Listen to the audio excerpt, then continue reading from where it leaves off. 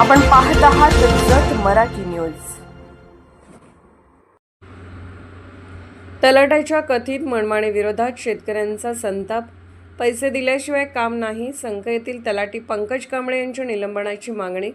जत तालुक्यातील संख येथील गाव कामगार तलाठी पंकज कांबळे यांच्या कथित मनमानी कारभारामुळे शेतकरी, विद्यार्थी, महिला व सर्वसामान्य नागरिक त्रस्त झाले असून त्यांची तात्काळ चौकशी करून निलंबन अथवा बदली करण्यात यावी अशी मागणी शिवसेनेच्या वतीने अपर तहसीलदार संख यांच्याकडे निवेदनाद्वारे करण्यात आली आहे।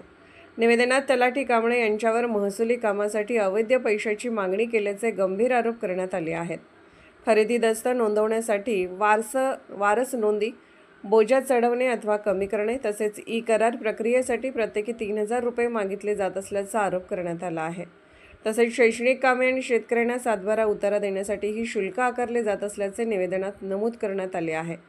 पैसे न दिल्यास खरेदी दस्तांची नोंदणी लांबवणे, नाव किंवा क्षेत्रामध्ये चुकीच्या नोंदी करणे आणि नागरिकांना वारंवार कार्यालयाच्या फेऱ्या मारायला लावणे असेही आरोप करण्यात आले आहेत।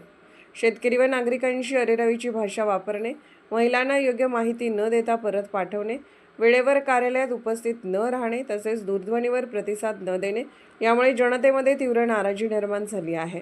संख गावातील जनतेच्या हिताच्या दृष्टीने या संपूर्ण प्रकरणाची सखोल चौकशी करून संबंधित तलाठ्यावर तातडीने कारवाई करण्यात यावी, अन्यथा जनआंदोलन उभारण्याचा इशाराही निवेदनाद्वारे देण्यात आला आहे। या निवेदनावर संतोष साबुराय कुंभार, बालेश हनुमंत कुंभार, रमेश श्रीशैल बिरादार, भीमराव महादेव पाटील यांच्यासह अनेक ग्रामस्थांच्या सह्या आहेत। आज आम्ही संघचे तलाठी पंकज कांबळे यांच्या कामकाजाच्या विरोधात तक्रार देण्यासाठी अप्पर तहसीलदार कार्यालय संख या ठिकाणी आलेले आहे।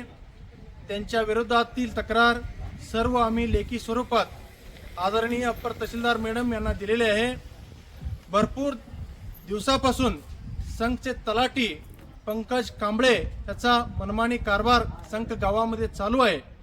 तो आलेल्या शेतकऱ्यांना, माझे गावातील महिला बंधू भगिनींना तो आदराने वागत नाही, त्यांना अरेतुरेचे भाषा वापरतो आणि शिवीगाळ करतो आणि प्रत्येक दस्ताला तो 3000 रुपये पैसे मागणी करतो आणि उगूचच ते दस्त नोंदवता तसंच पेंडिंग ठेवतो। पैसे देण्यासाठी पैसे देऊपर्यंत पेंडिंग ठेवतो, पैसे आल्यानंतर नोंद करतो, हे त्याचा पद्धत आहे।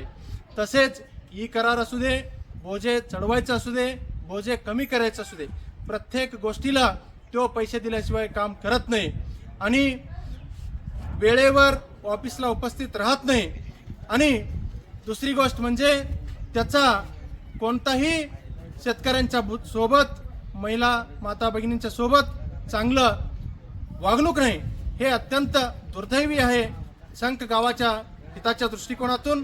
त्यासाठी संघचे आम्ही सर्व नागरिक त्याच्या विरोधात आज रोजी तक्रार अप्पर तहसीलदार मॅडमांना दिलेले आहे।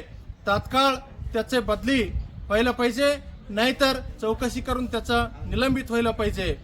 जर बदली नाही केल्यास पुढच्या काळामध्ये आम्ही तीव्र स्वरूपामध्ये आम्ही आंदोलन करणार आहे, हे इशारा मी संबंधित तलाठ्याला देतो आणि वरिष्ठ अधिकाऱ्यांनी याच्यावर ताबडतोब निर्णय देऊन त्याला चौकशी करून निलंबित करावे असे मी विनंती करतो।